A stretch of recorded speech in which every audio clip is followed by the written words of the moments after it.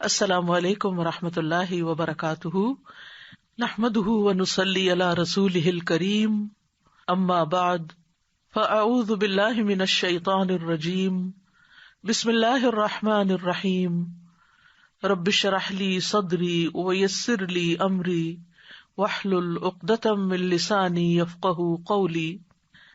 آج سے ہم اپنے پروگرام قرآن کے موتی کا آغاز کر رہے ہیں اللہ کے نام سے۔ مومن اپنے ہر کام کا آغاز بسم اللہ سے کرتا ہے، اللہ کے نام سے کرتا ہے، کیونکہ اللہ ہی نے ہمیں پیدا کیا ہے، اللہ ہی ہمیں رزق دے رہا ہے، اللہ ہی کی طرف ہمیں لوٹ کر جانا ہے۔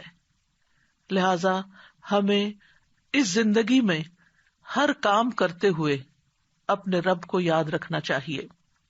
قرآن مجید کا آغاز بھی اللہ سبحانہ تعالیٰ نے بسم اللہ سے کیا، اور ہمارے لیے یہی مشروع کیا کہ ہم اپنا ہر قول اور عمل بسم اللہ کے ساتھ شروع کریں۔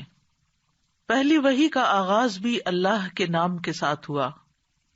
جبریل امین نے پہلی مرتبہ جب نبی صلی اللہ علیہ وسلم کو قرآن مجید کی پہلی آیت سکھائی تو فرمایا، اقرأ بسم ربک الذی خلق، اپنے رب کے نام سے پڑھ جس نے پیدا کیا۔ تو گویا عبادت ہو یا ہمارے دنیا کے کام ہوں، ان سب میں ہمیں اپنے رب کو یاد رکھنا ہے، اور اس کے بے شمار فائدے بھی ہیں۔ اللہ سبحانہ تعالیٰ کا نام بابرکت ہے، لہذا جب ہم اللہ کے نام سے کوئی کام شروع کرتے ہیں تو ہمارے کاموں میں برکت پیدا ہو جاتی ہے۔ قرآن مجید میں آتا ہے، تبارک اسم ربک ذو الجلال والاکرام، بہت بابرکت ہے تیرے رب کا نام جو بہت عظمت والا، اکرام والا ہے۔ جب ہم عبادت کرتے ہیں تو کہتے ہیں ایاک نعبد و ایاک نستعین، صرف تیری ہی ہم عبادت کرتے ہیں اور تجھی سے ہم مدد چاہتے ہیں، کیونکہ ہم کمزور ہیں، ہم اللہ کی عبادت کا حق ادا نہیں کر سکتے۔ اس لیے کوئی بھی کام جو عبادت کی نوعیت سے تعلق رکھتا ہو، یعنی خاص عبادات سے، ان کے آغاز میں بھی اللہ کا نام لینا چاہیے، کیونکہ اس سے اللہ کی مدد حاصل ہوتی ہے، اور پھر مزید نیک کاموں کی توفیق بھی ہوتی ہے۔ انسان برائی سے بچتا ہے، شیطان کے وار سے محفوظ رہتا ہے، کیونکہ اللہ تعالیٰ کی مدد، توفیق اور سپورٹ انسان کو حاصل ہو جاتی ہے، اور انسان کے اندر کوئی فخر اور غرور نہیں آتا۔ وہ یہی سمجھتا ہے کہ جو بھی نیک کام میں کر رہا ہوں وہ اللہ کی مدد سے، اللہ کی توفیق سے ہی کر رہا ہوں، اس میں میرا اپنا کوئی کمال نہیں۔ وما توفیقی الا باللہ، نہیں مجھے توفیق مگر اللہ کے نام کے ساتھ ہی۔ پھر اسی طرح جب انسان بسم اللہ سے کام کا آغاز کرتا ہے تو انسان کو اخلاص نصیب ہوتا ہے، کیونکہ جب اللہ کا نام لیا تو اللہ کے نام کے ساتھ اللہ ہی کے لیے کام کرنا چاہیے، جو بھی کچھ ہم کریں۔ اور پھر اگر وہ کام صحیح ہے، عبادت کا ہے یا دنیاوی امور سے متعلق ہے، تو پھر ہماری نیت اور ہمارا قبلہ درست ہو جاتا ہے، انسان کو اخلاص نصیب ہو جاتا ہے۔ پھر اسی طرح یہ ہے کہ انسان جب اللہ کے نام کے ساتھ کوئی کام کرتا ہے تو اللہ کی نعمتوں کی یاد دہانی بھی ہوتی ہے۔ مثال کے طور پر اگر آپ پانی پی رہے ہیں تو جب آپ پانی پینے لگتے ہیں تو بسم اللہ کہتے ہیں، اور جب بسم اللہ کہتے ہیں تو آپ کو اللہ کی یاد آ جاتی ہے، اور پھر ساتھ ہی وہ نعمت جو آپ استعمال کر رہے ہیں اس کے بارے میں غور و فکر بھی نصیب ہوتا ہے کہ یہ اللہ نے پانی پلایا ہے، اور پھر انسان کا غور و فکر اسے کہیں سے کہیں لے جاتا ہے، اس کے اندر ایک وسعت پیدا ہوتی ہے، وہ سوچتا ہے کہ یہ پانی میرے گلاس میں کہاں سے پہنچا، کس نے اتارا۔ تو ظاہر ہے کہ پانی کا پیدا کرنے والا بھی اللہ ہے، اور تمام چیزوں کو اللہ سبحانہ تعالیٰ نے پانی سے پیدا کیا۔ ہم تک جو پانی پہنچتا ہے کچھ تو زمینی ذرائع سے اور بیسیکلی بارش کے ذریعے آتا ہے۔ بارش کیسے آتی ہے؟ سمندروں کا پانی بخارات کی شکل میں اوپر اٹھتا ہے، اور پھر بادلوں کی شکل میں جہاں اللہ چاہتا ہے برساتا ہے. جب بادل برستے ہیں یا برف پڑتی ہے تو پہاڑوں کی چوٹیوں پر اور مختلف جگہوں پر یا تو پانی جم جاتا ہے یا پھر ندی نالوں کی شکل میں، دریاؤں کی شکل میں بہنے لگتا ہے، اور کچھ پانی رس کر زمین کے اندر چلا جاتا ہے، چشموں کی شکل اختیار کر لیتا ہے، اور پھر مختلف ذرائع سے ہوتے ہوتے وہ ہم تک پہنچتا ہے جسے ہم پیتے ہیں، اور جب پیتے ہیں تو پھر اللہ کا شکر ادا کرتے ہیں اور آخر میں الحمدللہ کہتے ہیں. لیکن اگر اتنے اہتمام کے ساتھ جو پانی میرے گلاس میں پہنچا اس کو میں نے اللہ کو یاد کیے بغیر، نعمت دینے والے کا نام لیے بغیر ہی پی لیا، تو اس سے بڑھ کر ناشکری کیا ہو سکتی ہے. پھر اسی طرح اگر انسان کھانا کھاتا ہے اور اللہ کا نام لیتا ہے تو وہ ضرور سوچتا ہے کہ کیا جو کچھ میں کھا رہا ہوں یہ اللہ کی مرضی کے مطابق بھی ہے یا نہیں، حلال ہے یا حرام ہے، اور پھر کس طریقے سے میں اس کو کھا رہا ہوں اور کس طریقے سے یہ مجھ تک پہنچا ہے، ان ساری چیزوں پر بھی غور و فکر ہونے لگتا ہے. تو گویا بسم اللہ پڑھنا بار بار انسان کو اللہ کی یاد دلاتا ہے، اور اس طرح انسان اللہ کی اطاعت کی طرف مائل ہوتا ہے، اللہ کی دی ہوئی نعمتوں کو اللہ کی رضا میں استعمال کرتا ہے، اور اللہ کو یاد کرتے ہوئے اللہ کا قرب حاصل کر لیتا ہے. یعنی جب ہر کام کے شروع میں جب ہم اٹھتے بیٹھتے چلتے پھرتے ہم اللہ کا نام لیتے ہیں تو اس طرح ہمیں اللہ سبحانہ وتعالیٰ کا قرب نصیب ہوتا ہے، اور ہمارے دنیا کے کام بھی عبادت بن جاتے ہیں کیونکہ وہ اللہ کی مرضی کے مطابق اللہ کی رضا کے لیے ہوتے ہیں. اور اس طرح دنیا میں بھی کاموں کے اندر برکت پیدا ہوتی ہے، سہولت پیدا ہوتی ہے، اللہ کی مدد شامل حال ہوتی ہے، اور آخرت میں بھی یہ عمل فائدہ دیتا ہے، اور انسان کے اندر کوئی تکبر و غرور پیدا نہیں ہوتا. وہ سوچتا ہے کہ جو کچھ مجھے ملا ہے یہ اللہ کا فضل ہے. پھر ہم دیکھتے ہیں کہ انبیاء کا طریقہ بھی یہی رہا ہے. نوح علیہ السلام کے بارے میں آتا ہے کہ جب وہ کشتی پر سوار ہوئے تو انہوں نے دعا پڑھی، اس کا آغاز بھی بسم اللہ سے کیا، بسم اللہ مجریہا و مرساہا. اسی طرح سلیمان علیہ السلام نے ملکہ سبا کو جو خط لکھا اس کے آغاز میں بھی بسم اللہ لکھا. پھر اسی طرح ہم دیکھتے ہیں کہ نبی صلی اللہ علیہ وسلم متعدد مقامات پر بسم اللہ کی تعلیم دیتے ہیں، جس کے بارے میں آگے ہم متعدد احادیث میں دیکھیں گے کہ کس طرح آپ صلی اللہ علیہ وسلم کی زندگی کا ایک اہم حصہ تھا بسم اللہ پڑھنا، اور جس کام کا آغاز اچھا ہو جائے اس کا انجام بھی اچھا ہوتا ہے. قرآن مجید کا آغاز بھی بسم اللہ کے ساتھ ہو رہا ہے، اور بسم اللہ قرآن مجید کی ایک مستقل آیت ہے. یعنی یہ کہ سورۃ الفاتحہ یہ کسی اور سورت میں داخل نہیں ہے، ہر سورت کے شروع میں اسے الگ آیت کے طور پر لکھا گیا ہے. اور اس میں ہم دیکھتے ہیں کہ سورۃ التوبہ جو ہے اس سے پہلے بسم اللہ نہیں ہے، کیونکہ بسم اللہ سے امان حاصل ہوتی ہے، اور سورۃ التوبہ کے شروع میں مشرکین کو امان سے نکالا جا رہا ہے، بری ذمہ کیا جا رہا ہے. تو بہرحال آغاز ہوتا ہے قرآن مجید کا بسم اللہ الرحمن الرحیم کے ساتھ، یعنی میں اللہ کی مدد طلب کرتے ہوئے اپنی قرات کو اللہ کے نام سے شروع کرتا ہوں.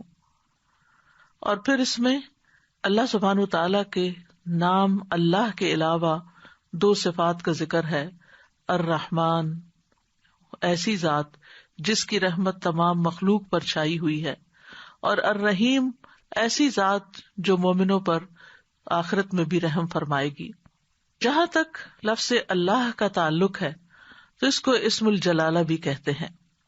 اللہ کی اصل الالہ ہے، اور لغت عرب میں الہ 4 معنوں پر بولا گیا ہے.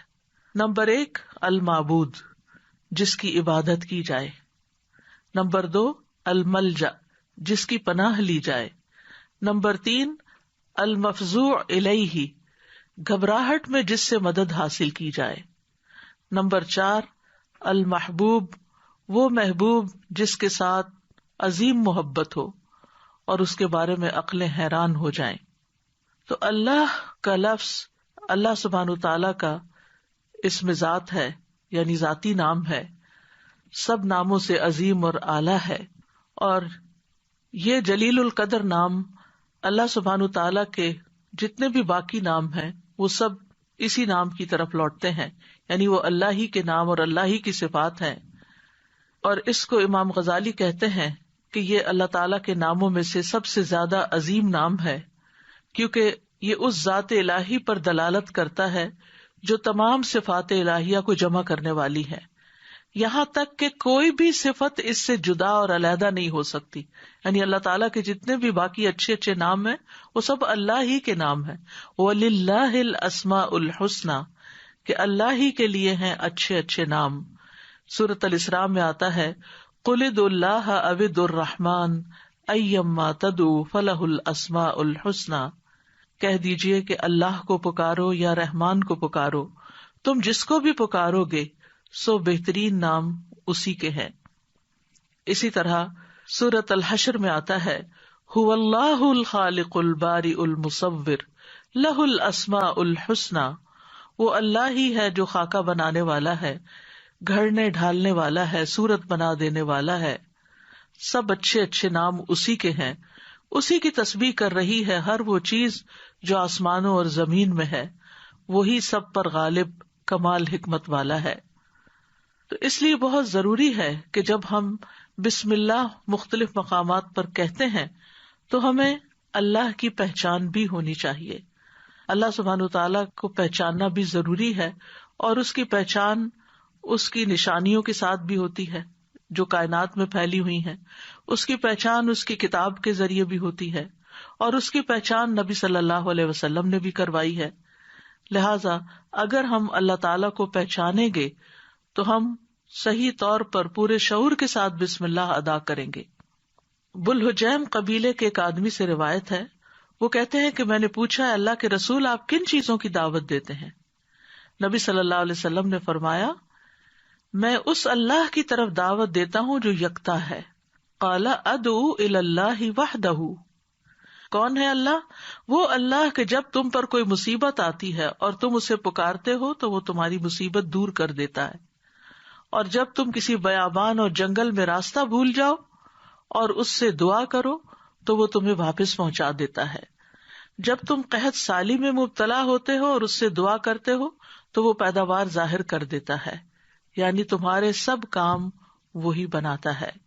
لیکن یہاں خاص طور پر اس آیت کے اندر یعنی بسم اللہ الرحمن الرحیم کے اندر اللہ سبحانہ تعالیٰ نے اپنا جو تعارف کرایا ہے، اپنی جو پہچان کرائی ہے، وہ اپنی صفت رحمت کے ساتھ کروائی ہے کہ کون ہے اللہ؟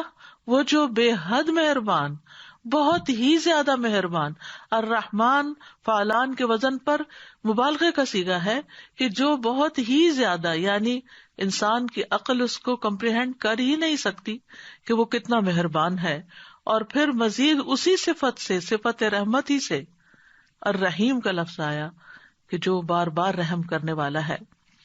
لہذا اللہ سبحانہ تعالی وہی ہے جو اپنی رحمتیں نچھاور کرتا ہے، اور رحمت کا مطلب ہے نرمی اور شفقت کرنے والا. گویا اللہ سبحانہ تعالیٰ کی صفات میں اللہ تعالیٰ کے اپنے بندوں کے ساتھ، اپنی مخلوق کے ساتھ معاملہ کرنے میں نرمی اور شفقت ہے. اور رحمان اور رحیم دونوں صفات اللہ ہی کی ہیں، دونوں نام اللہ ہی کے ہیں، لیکن دونوں میں تھوڑا فرق ہے. رحمان ایسی رحمت والا جس کی رحمت دنیا کی تمام مخلوقات کو اور آخرت میں مومنوں کو بھی شامل ہے، یعنی یہ رحمت عام ہے. اور اسی نام سے اللہ سبحانہ تعالیٰ نے اپنے آپ کی پہچان کروائی کہ الرحمن علی العرش استویٰ، وہ بے حد رحم فرمانے والا عرش پر بلند ہوا. اور رحیم سے مراد ایسی رحمت والا کہ جو قیامت کے دن صرف مومنوں کے لیے ہوگی. اور ہم جانتے ہیں کہ اللہ سبحانہ تعالیٰ کی رحمت کے 100 حصے ہیں، جس میں سے صرف ایک حصہ دنیا میں اتارا ہے، باقی اللہ سبحانہ تعالیٰ نے آخرت کے لیے، یعنی اس کی باقی رحمتیں 99 جو ہیں وہ آخرت کے لیے ہیں، جس کی بنا پر وہ بندوں کی بخشش فرمائے گا. یہاں دونوں ناموں کو اکٹھا کیوں کیا گیا ہے؟ اللہ سبحانہ تعالیٰ کے دونوں نام الرحمن اور رحیم کا مل کر آنا اللہ سبحانہ تعالیٰ کی رحمت کے مزید کمال کو بیان کرتا ہے. اور اس کے بارے میں ابن القیم رحمہ اللہ کہتے ہیں کہ جہاں تک الرحمن الرحیم دونوں ناموں کو جمع کرنے کا تعلق ہے، تو اس کا معنی ان دونوں معنوں سے اچھا ہے جو معنی ان کے الگ الگ بیان کیے جاتے ہیں، یعنی وہ مزید جمع ہو جاتا ہے. اور وہ یہ ہے کہ الرحمن اللہ کی قائم صفت پر دلالت کرتا ہے، اور لفظ الرحیم اللہ کی مخلوق پہ کی جانے والی رحمت سے تعلق رکھتا ہے. پس پہلا نام جو ہے اللہ کی ذاتی صفت رحمت پہ دلالت کرتا ہے، اور دوسرا نام اللہ کے فعل پر دلالت کرتا ہے کہ اللہ اپنی رحمت کے ساتھ مخلوق پر رحم فرماتا ہے. اور ابن قیم یہ بھی کہتے ہیں کہ ان دونوں صفات کو جمع کرنے کا یہ فائدہ ہے کہ اللہ نے دنیا میں جلد اور آخرت میں بعد میں واقع ہونے والی رحمت کی خبر دی ہے، اور اللہ کی خاص اور عام رحمت کے متعلق خبر دی گئی ہے، اور اللہ کی رحمت اس کے غضب پر غالب ہے.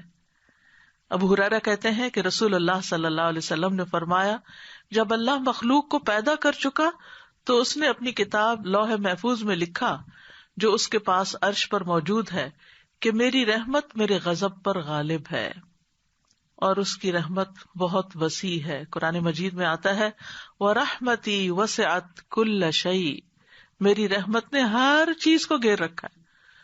کوئی اس کو مانتا ہے یا نہیں مانتا، اس کی عبادت کرتا ہے یا نہیں کرتا، جتنے بھی ہم دنیا میں لوگ چل پھر رہے ہیں، سخت سخت نافرمانیاں کرتے ہیں، لیکن اس کے باوجود وہ ہمیں جینے کی مہلت دیتا ہے، رزق دیتا ہے، ہمارے کام سنوارتا ہے، ہمیں مشکلات سے بچاتا ہے. تو اللہ کے یہ دونوں نام جو ہیں، انسان کو اگر ان کی پہچان ہو جائے تو ہر غم اور پریشانی اس کی دور ہو جائے. کیونکہ ہر تکلیف میں، ہر مشکل میں اگر انسان یہ یاد کر لے کہ میرا رب بڑا ہی مہربان ہے، بڑی ہی رحمت فرمانے والا ہے، تو انسان کی پریشانی دور ہو جائے کہ وہ ہے کوئی جو میری مشکل آسان کر سکتا ہے، اور وہ اپنی رحمت فرمائے گا اور ضرور کر دے گا. تو ہمیں ہر کام سے پہلے بسم اللہ پڑھنی چاہیے، کیونکہ اللہ سبحانہ تعالیٰ کا نام لینے والا کامیاب ہوتا ہے. جیسے کہ قرآن مجید میں آتا ہے قد افلح من تزکا وذکر اسم ربہ فصلی، بے شک کامیاب ہو گیا جو پاک ہوا اور اس نے اپنے رب کا نام یاد کیا. یعنی رب کا یہ نام لینا کامیابی کی علامت ہے، کامیابی کی ضمانت ہے. اور پھر نماز پڑھی، اور صبح و شام خاص طور پر اللہ کا نام لینا چاہیے. سورۃ الانسان میں آتا ہے وَاذْكُرِ اسْمَ رَبِّكَ بُكْرَةً وَأَصِيلًا، اور اپنے رب کا نام صبح اور پچھلے پہر یاد کیا کرو. تو بہرحال اللہ کا نام لینا برکت کا سبب ہے. ایک شخص نے نبی صلی اللہ علیہ وسلم سے کہا، ہم کھانا تو کھاتے ہیں لیکن ہم سیر نہیں ہوتے، ہمارا پیٹ نہیں بھرتا.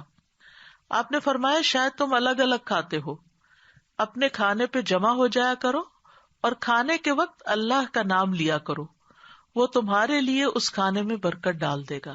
یعنی یہ مطلب یہ ہے کہ اگر تھوڑا بھی ہوگا تو تمہارا پیٹ بھر جائے گا اور تمہاری بھوک مٹ جائے گی. اسی طرح اللہ کا نام لینے سے انسان کو ہر طرح کی حفاظت بھی ملتی ہے. جابر بن عبداللہ سے مروی ہے کہ رسول اللہ صلی اللہ علیہ وسلم نے فرمایا، جب رات کا آغاز ہو یا جب شام ہو جائے تو اپنے بچوں کو روک لو، گھر سے باہر نہ نکلنے دو، کیونکہ اس وقت شیاطین پھیل جاتے ہیں. پھر جب رات کی ایک گھڑی گزر جائے تو انہیں چھوڑ دو اور دروازے بند کر لو. اس وقت اللہ کا نام لو، کیونکہ شیطان بند دروازے نہیں کھول سکتا. اللہ کا نام لے کر اپنے مشکیزوں کا منہ باندھو، اللہ کا نام لے کر اپنے برتنوں کو ڈھک دو، خواہ کسی چیز کو چوڑائی میں رکھ کر ہی اس کو ڈھکو، اور اپنے چراغ سونے سے پہلے بجھا دیا کرو. تو اس سے کیا پتہ چلتا ہے کہ رات کو آخری کام جو کر رہا ہوتا ہے انسان، چاہے کیسی ہی تھکاوٹ کیوں نہ ہو، یہ کام وہ ہیں جو تقریباً سب لوگ کرتے ہیں. تو ان سب چیزوں پر بھی بسم اللہ پڑھنی چاہیے، اس وقت بھی اللہ کا نام لینا چاہیے. پھر اسی طرح اللہ کا نام لینے سے انسان اچانک پہنچنے والی مصیبت سے بھی محفوظ رہتا ہے. عثمان بن عفان کہتے ہیں، میں نے رسول اللہ صلی اللہ علیہ وسلم سے سنا، آپ فرماتے تھے، جس نے شام کو 3 بار یہ دعا پڑھ لی اسے صبح تک کوئی اچانک مصیبت نہیں آئے گی، کوئی اچانک مصیبت نہیں آئے گی. یعنی اس کا مطلب نہیں کہ دوسری آ جائے گی، یعنی ایک دم کسی قسم کی پریشانی اس کو لاحق نہیں ہوگی. اور وہ دعا ہے بسم اللہ الذی لا يضر مع اسمہ شیء فی الارض ولا فی السماء وہو السمیع العلیم. اللہ کے نام سے، وہ ذات کہ اس کے نام سے کوئی چیز زمین میں ہو یا آسمان میں نقصان نہیں دے سکتی، اور وہ خوب سنتا ہے اور خوب جانتا ہے. اور جس نے صبح کے وقت یہ دعا پڑھ لی اسے شام تک کوئی اچانک مصیبت نہیں آئے گی، اور جب شام کو کوئی پڑھ لے تو صبح تک اس کو پریشانی نہیں ہوگی. اسی طرح اگر انسان بسم اللہ نہیں پڑھتا تو یاد رکھیے کہ بسم اللہ نہ پڑھنے کا نقصان یہ ہے. ابن عباس کہتے ہیں کہ ابلیس نے اللہ تعالیٰ سے کہا کہ تو نے اپنی ساری مخلوق کا رزق واضح کر دیا ہے، میرا رزق کس میں ہے؟ تو اللہ تعالیٰ نے فرمایا ہر اس چیز میں جس پر میرا نام نہ لیا جائے. تو گویا جس چیز پر ہم اللہ کا نام نہیں لیتے وہ رزق پھر شیطان کے حصے میں چلا جاتا ہے، گویا ہم اپنے دشمن ہی کو فیڈ کرتے ہیں. قیامت کے دن بھی اللہ کے نام سے وزنی کوئی چیز نہ ہوگی. پھر اسی طرح یعنی اس دعا کے پڑھنے کے مواقع کون کون سے ہیں؟ نمبر 1، ہر کام شروع کرنے سے پہلے، تاکہ اس میں برکت اور مدد حاصل ہو، اس کے اندر قبولیت ہو، ہمیں اخلاص نصیب ہو. پھر خاص طور پر کھانا کھانے سے پہلے. حضرت عائشہ کہتی ہیں کہ رسول اللہ صلی اللہ علیہ وسلم نے فرمایا جب تم میں سے کوئی کھانا کھانے لگے تو چاہیے کہ اللہ تعالیٰ کا نام لے. پھر اگر شروع میں اللہ تعالیٰ کا نام لینا بھول جائے تو چاہیے کہ یوں کہے بسم اللہ اولہ و آخرہ، اللہ کے نام سے اس کھانے کے شروع میں اور آخر میں بھی. پھر اسی طرح لباس اتارتے وقت بسم اللہ پڑھنی چاہیے. انس رضی اللہ عنہ سے روایت ہے کہ نبی صلی اللہ علیہ وسلم نے فرمایا جنوں کی آنکھوں اور بنی آدم کی شرمگاہوں کا پردہ یہ ہے کہ جب ان میں سے کوئی اپنے کپڑے اتارے تو بسم اللہ پڑھ لے، یعنی اتارنے سے پہلے پڑھ لے، تو جن اور شیاطین کی نظر نہیں لگتی. اسی طرح جب آپ بچوں کو کپڑے تبدیل کروا رہے ہوں تو اس وقت بھی بسم اللہ پڑھ لیں. اسی طرح بیت الخلاء جاتے وقت یعنی اندر پاؤں رکھنے سے پہلے بسم اللہ پڑھ کے دروازہ کھولیں. حضرت علی رضی اللہ عنہ روایت کرتے ہیں، کہتے ہیں کہ رسول اللہ صلی اللہ علیہ وسلم نے فرمایا جنوں کی آنکھوں اور بنی آدم کی شرمگاہوں کا پردہ یہ ہے کہ جب ان میں سے کوئی بیت الخلاء جائے تو بسم اللہ پڑھ لے، کیونکہ جب انسان ننگا ہوتا ہے تو حفاظت کے فرشتے اسے دور چلے جاتے ہیں. تو اس وقت حفاظت پھر کس سے حاصل ہوگی؟ جب آپ واش روم میں جانے سے پہلے بسم اللہ پڑھ کے پھر داخل ہوں گے. اسی طرح وضو سے پہلے. ابو ہریرہ کہتے ہیں کہ رسول اللہ صلی اللہ علیہ وسلم نے فرمایا لا صلاۃ لمن لا وضوء له ولا وضوء لمن لم يذكر اسم اللہ تعالی علیہ، کہ جس کا وضو نہیں اس کی نماز نہیں، اور جو شخص وضو کے شروع میں اللہ تعالی کا نام نہ لے اس کا وضو نہیں.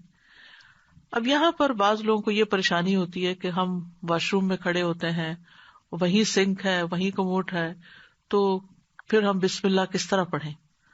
اس کے ایک تو یہ ہے کہ جب آپ وضو کی نیت سے جا رہے ہیں تو اندر داخل ہونے سے پہلے ہی پڑھ لیں اور جا کے ٹیپ کھول لیں اور اپنا وضو شروع کر دیں.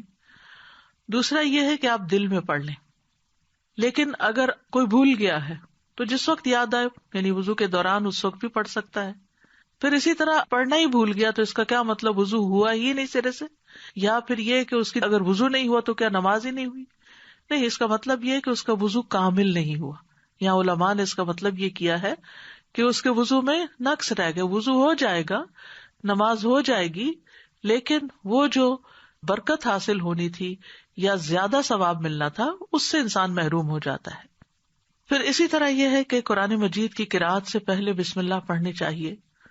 قتادہ سے روایت ہے، وہ کہتے ہیں کہ انس رضی اللہ عنہ سے سوال کیا گیا کہ نبی صلی اللہ علیہ وسلم کی قرأت کیسی تھی، تو انہوں نے بیان کیا کہ آپ صلی اللہ علیہ وسلم کھینچ کر پڑھتے تھے.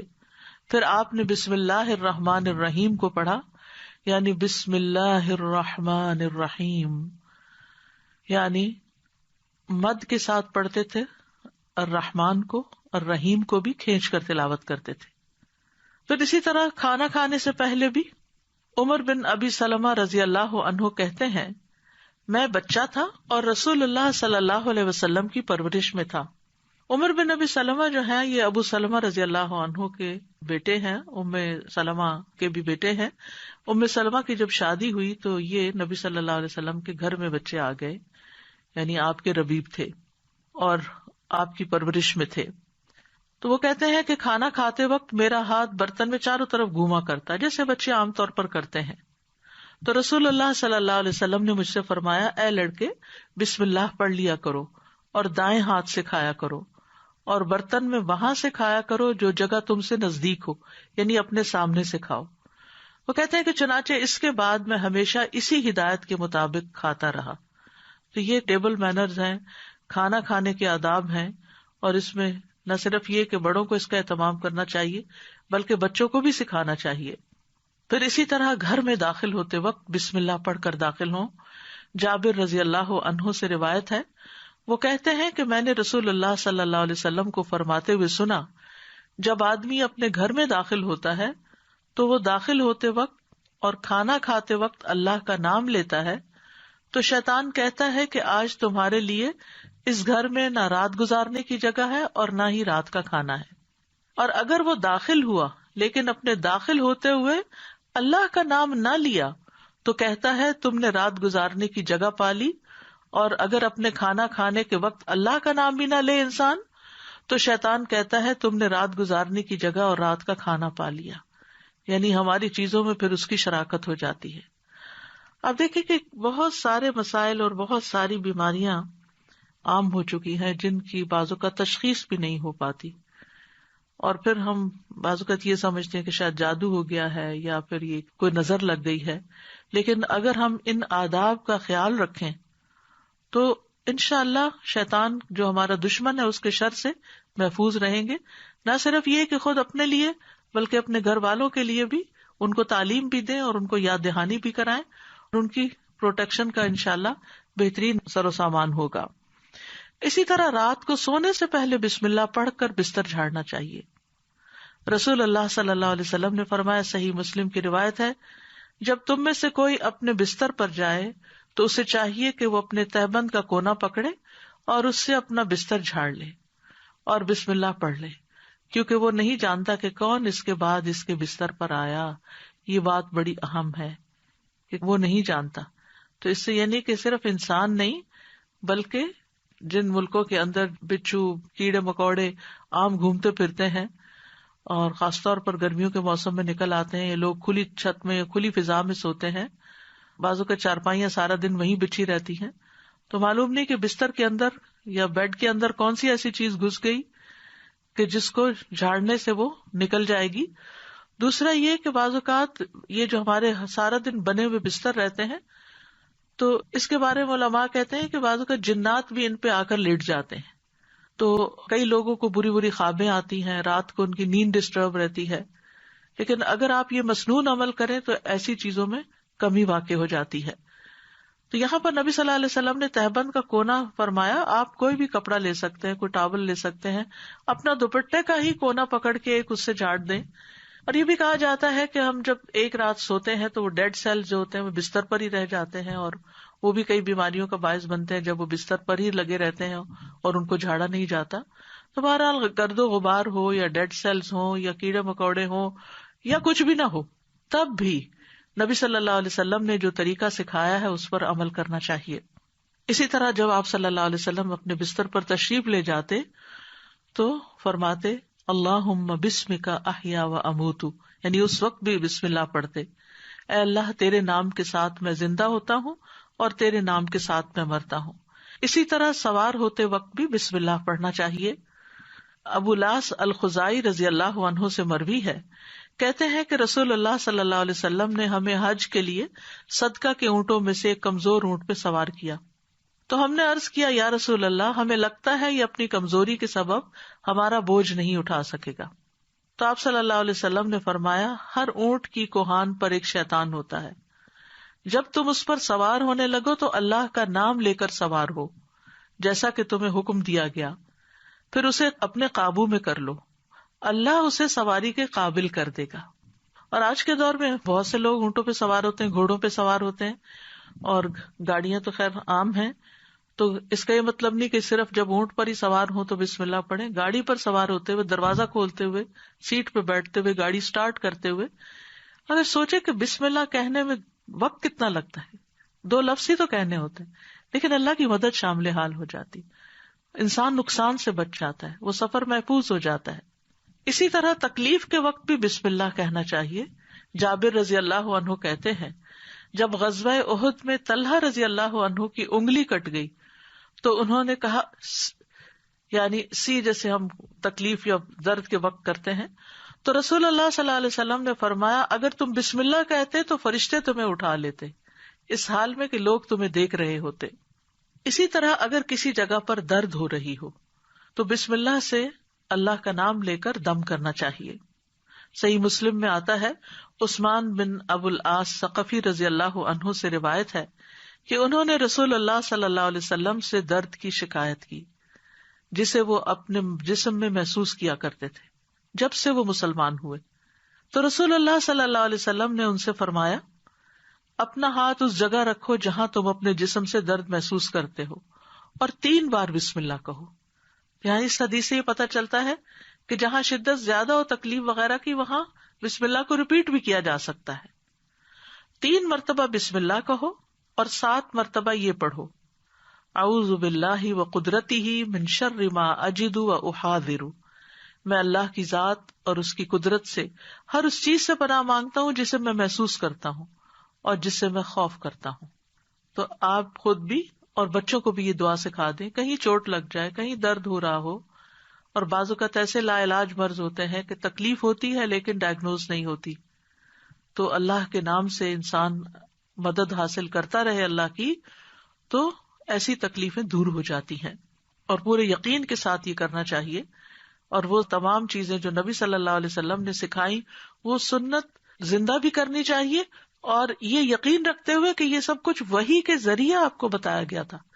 یعنی آپ نے اپنی خواہش نفس سے یہ باتیں نہیں سکھائیں یا کوئی تیر تکے سے نہیں بتائیں، بلکہ آپ کو سکھائی گئی تھی. اسی طرح ہم دیکھتے ہیں کہ جب آپ بیمار ہوئے تو جبریل علیہ السلام آپ کی خدمت میں تشریف لائے اور فرمایا اے محمد آپ بیمار ہو گئے ہیں؟ آپ صلی اللہ علیہ وسلم نے فرمایا ہاں. جبریل علیہ السلام نے فرمایا بسم اللہ ارقیک من کل شیء یؤذیک من شر کل نفس او عین او حاسد اللہ یشفیک بسم اللہ ارقیک. اور یوں بھی روایت میں آتا ہے او عین حاسد اللہ یشفیک بسم اللہ ارقیک. میں آپ کو اللہ کے نام سے دم کرتا ہوں، آپ کو تکلیف دینے والی ہر چیز سے، ہر جان یا ہر آنکھ یا حاسد کے شر سے اللہ آپ کو شفا دے. میں آپ کو اللہ کے نام سے دم کرتا ہوں. تو اس میں آپ دیکھیے کہ ہر تکلیف دینے والی چیز سے، بعض اوقات انسان کھانا ہی ایسا کھا لیتا ہے کہ جس سے بیمار پڑ جاتا ہے، یا کوئی ایسا خواب دیکھ لیتا ہے کہ جس کو پریشان کرتا ہے، اسٹریس میں ڈال دیتا ہے اور اس سے انسان بیمار ہو جاتا ہے. یا اسی طرح بعض لوگوں کی نظر لگ جاتی ہے، بعض لوگوں کا حسد ہوتا ہے. تو ان سب بیماریوں کو جو ہم جانتے ہیں اور جن کی روٹ کاز ہمیں معلوم ہی نہیں، ان سب کے لیے بھی بہترین دم ہے جو جبریل علیہ السلام نے خود نبی صلی اللہ علیہ وسلم پر کیا. تو اس لیے ان چھوٹی چھوٹی دعاؤں کو ہمیں یاد کر لینا چاہیے. اگر یاد کرنے میں مشکل ہوتی ہے، بعض لوگوں کا حافظہ کمزور ہوتا ہے، تو پھر یہ رقیہ آپ لکھ کے بھی اپنے پاس رکھ سکتے ہیں اور اپنے گھر والوں کو، اپنے پیاروں کو خود دم کر سکتے ہیں. اسی طرح آپ دیکھیے کہ ہم بستری کے وقت بھی بسم اللہ کا حکم ہے. یعنی اس سے یہ پتہ چلتا ہے کہ چاہے آپ نماز پڑھ رہے ہیں یا قرآن پڑھ رہے ہیں یا پھر عین دنیا کے کوئی کام کر رہے ہیں، تو آپ بسم اللہ سے ان کا آغاز کریں. ابن عباس کہتے ہیں، اور وہ اس حدیث کو نبی صلی اللہ علیہ وسلم تک پہنچاتے ہیں کہ آپ نے فرمایا جب تم میں سے کوئی اپنی بیوی کے پاس آئے تو کہے بسم اللہ اللہم جنبنا الشیطان وجنب الشیطان ما رزقتنا. اللہ کے نام کے ساتھ اے اللہ ہمیں شیطان سے بچا اور شیطان کو اس چیز سے دور رکھ جو اس کے نتیجے میں تو ہمیں عطا فرمائے. یہ دعا پڑھنے کے بعد میاں بیوی کو جو اولاد ملے گی اسے شیطان نقصان نہیں پہنچا سکتا. یعنی اتنا فائدہ ہے اس دعا کا. یعنی عین اس وقت بھی اللہ کے نام کو، اللہ کی یاد کو نہیں بھولنا چاہیے.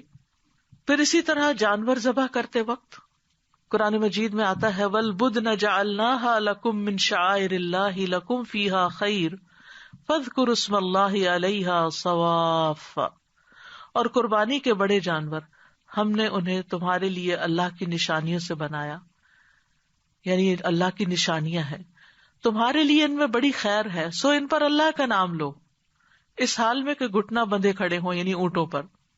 اس کا مطلب نہیں کہ صرف اونٹوں پر، بلکہ آپ صلی اللہ علیہ وسلم نے ایک مرتبہ سینگوں والے مینڈوں کی قربانی دی تو آپ اپنے ہاتھ سے انہیں ذبح کر رہے تھے، اور حضرت انس کہتے ہیں کہ میں نے دیکھا آپ نے ان کے رخسار پر قدم رکھا ہوا تھا، آپ نے بسم اللہ پڑھی اور تکبیر کہی، بسم اللہ اللہ اکبر۔ اسی طرح خط کے آغاز میں میت کو دفناتے وقت ابن عمر رضی اللہ عنہ سے مروی ہے کہ نبی صلی اللہ علیہ وسلم جب میت کو قبر میں اتارتے تو فرماتے بسم اللہ وعلی سنت رسول اللہ، اللہ کے نام سے اور رسول اللہ صلی اللہ علیہ وسلم کے طریقے پر۔ تو گویا آغاز بھی اللہ کے نام سے اور زندگی کا آخری مرحلہ بھی اللہ کے نام سے۔ تو کرنے کے کام یہ ہیں کہ ہر کام شروع کرنے سے پہلے اللہ کا نام لیں، تاکہ آغاز اچھا ہو تو انجام بھی اچھا ہو۔ شروع میں لینا بھول جائیں تو جب یاد آئے تو بسم اللہ پڑھ لیں۔ مثلاً بعض اوقات ہم بہت مصروف ہوتے ہیں یا بہت شدید بھوک لگی ہوتی ہے تو ایک دم ہم کھانے پہ جیسے ٹوٹ پڑتے ہیں اور بسم اللہ نہیں پڑھتے، حالانکہ جب کھانا لگ جاتا ہے تو گھر کا بڑا جو ہے وہ کہتا ہے بسم اللہ، یعنی شروع کیجیے۔ تو یہ جو لفظ بسم اللہ ہے، بسم اللہ الرحمن الرحیم، اس میں صرف یعنی کہ یہ جار مجرور ہے، اور اس میں یا تو فعل محذوف ہے یا پھر اسم محذوف ہے۔ محذوف کا مطلب ہے کہ وہ حذف کیا گیا ہے، موجود نہیں۔ کیوں؟ اس لیے کہ وہ انڈرسٹوڈ ہے کہ جب ہم کوئی کام کریں گے تو ہماری نیت میں وہ چیز ہوگی کہ اللہ کے نام سے میں پانی پیتا ہوں، اللہ کے نام سے میں کھانا کھاتا ہوں، اللہ کے نام سے میں سونے لگا ہوں، اللہ کے نام سے میں گھر سے نکلنے لگا ہوں۔ تو ہمیں اپنی ساری زندگی کا جائزہ لینا ہے کہ ہم کہاں کہاں بسم اللہ پڑھتے ہیں۔ آپ دیکھیے کہ اسلامک کلچر میں تو ہر موقع پر، یعنی جب کوئی کام نہیں کہا جاتا، آپ کے بھی دل میں ہوتا ہے دوسرے کے بھی، تو آپ صرف بسم اللہ کہہ کے اس کو سمجھا دیتے۔ مثلا آپ کے گھر کی بیل بجتی، آپ دروازہ کھولتے ہیں، آپ کا کوئی دوست کھڑا ہوتا ہے تو آپ کہتے ہیں بسم اللہ۔ آپ یہ نہیں کہتے اندر داخل ہو جاؤ، یہ نہیں بولتے، آپ کہتے بسم اللہ۔ آپ اس کو بٹھاتے ہیں، وہ آپ کے لیے کوئی گفٹ لایا ہوتا ہے تو آپ کو کہتے بسم اللہ، یہ آپ کے لیے ہے، یعنی پورا جملہ بھی نہیں بولتے، صرف بسم اللہ۔ پھر اسے آپ اس کو کھانے پہ بٹھاتے ہیں، کھانا پیش کرتے ہیں تو کہتے ہیں بسم اللہ۔ ہاتھ دھلانے کے لیے جاتے ہیں تو کہتے ہیں بسم اللہ۔ یعنی بسم اللہ ایسے لفظ ہیں کہ جو ہماری ساری ما فی الضمیر کو بیان کر دیتے ہیں، اور کہنے والا بھی جانتا ہے کہ وہ اللہ کا نام کیوں لے رہا ہے، اور سننے والا بھی سن رہا ہوتا ہے کہ اللہ کا نام کیوں لیا جا رہا ہے یہاں۔ تو اس لیے ہر کام شروع کرنے سے پہلے اس میں ایکشن جو ہے وہ ہڈن ہے، وہ دل میں ہے آپ کے، لیکن بس اللہ کا نام لینا برکت کا باعث ہوگا۔ تو اللہ کے نام کی برکتیں حاصل کریں، حسرتوں سے بچیں۔ یعنی آپ بیٹھنے لگے ہیں کہیں تو بسم اللہ پڑھ کے بیٹھ جائیں، وہاں سے اٹھنے لگے ہیں تو بسم اللہ پڑھ لیں، اپنی یہ عادت بنا لیں۔ اور بچوں کے سامنے ذرا اونچی آواز سے بسم اللہ کہیں تاکہ وہ سنیں اور بار بار سنتے رہیں۔ مجھے یاد ہے بچپن میں جب کوئی بچہ گر جاتا تھا تو ہماری پھوپھی ہمارے ساتھ رہتی تھی، تو اس وقت بھی بسم اللہ پڑھتی، پھر اٹھاتے ہوئے، پھر اس چوٹ کو سہلاتے ہوئے، یعنی ہر دوسرے کام میں بسم اللہ بسم اللہ۔ بچوں کو دودھ پلاتے ہوئے، بچوں کو اٹھاتے ہوئے، ان کو چینج کرتے ہوئے، تو یعنی بسم اللہ ہماری گھٹی میں پڑ جانی چاہیے کہ ہم کوئی کام اللہ کی یاد کے بغیر نہ کریں۔ جس سے انسان کو محبت ہوتی ہے وہ اس کے دل میں رہتا ہے اور اس کو ہمیشہ وہ یاد کرتا رہتا ہے۔ تو جو لوگ اللہ سے محبت کرتے ہیں، اور اللہ کا لفظ کا تو معنی ہی کیا ہے، ایک معنی یعنی مألوہ، یعنی جس سے شدید محبت کی جاتی ہے، جیسے اردو میں لفظ والہانہ کہتے ہیں آپ، والہانہ جس سے محبت کی جاتی ہے۔ تو اگر ہم اس کو اپنا اللہ سمجھتے ہیں، محبوب سمجھتے ہیں، اور اس سے والہانہ محبت کرتے ہیں، اور اس کی طرف پناہ لینا چاہتے ہیں، اپنے دشمن سے بچنا چاہتے ہیں، تو پھر اس کے لیے آپ اپنی عادت بنا لیں، اور جتنے مقامات کا میں نے ذکر کیا ہے ان پر تو خاص طور پر بسم اللہ کہنا نہ بھولیں. انشاءاللہ آپ دیکھیں گے کہ اس کی برکت سے، کہتے ہیں نا بسم اللہ کی برکت، تو بسم اللہ کی برکت سے آپ کی زندگی کے بہت سے کام آسان ہوں گے، بہت سی پریشانیوں سے نجات ملے گی. تو آئیے ایک دفعہ ہم خوبصورت آواز میں بسم اللہ سن لیتے ہیں. بسم اللہ الرحمن الرحیم. بسم اللہ الرحمن الرحیم. بسم اللہ الرحمن الرحیم. اس کے ساتھ ہی میں آپ سے اجازت لیتی ہوں. کل انشاءاللہ اسی وقت دوسرے پارے سے ایک آیت کا انتخاب کر کے آپ کے ساتھ بات چیت ہوگی. یہ رمضان کے سلسلے کی ایک کڑی ہے، اور اس وجہ سے ہر پارے سے صرف ایک آیت کو سلیکٹ کیا گیا ہے تاکہ ہم ایک آیت کو سمجھ بھی جائیں اور اس کو اپنی زندگی میں لے آئیں، تاکہ ہمارا علم ہم پر بوجھ نہ ہو، ہمارے لیے عمل کرنا آسان ہو. یعنی کبھی یہ روایت رہی کہ ایک دن میں ایک سپارہ پورا پڑھ لیا جائے، کبھی تیز بارش ہوتی ہے، اور کبھی ایک دن میں بس ایک آیت ہی سمجھ لی جائے. تو اصل مقصد کیا ہے؟ تدبر اور عمل، کہ ہم غور و فکر بھی کریں اور اس کے ساتھ ساتھ عمل بھی کریں. وآخر دعوانا ان الحمد للہ رب العالمین. سبحانک اللہم و بحمدک، اشہد ان لا الہ الا انت، استغفرک و اتوب الیک. السلام علیکم و رحمۃ اللہ وبرکاتہ.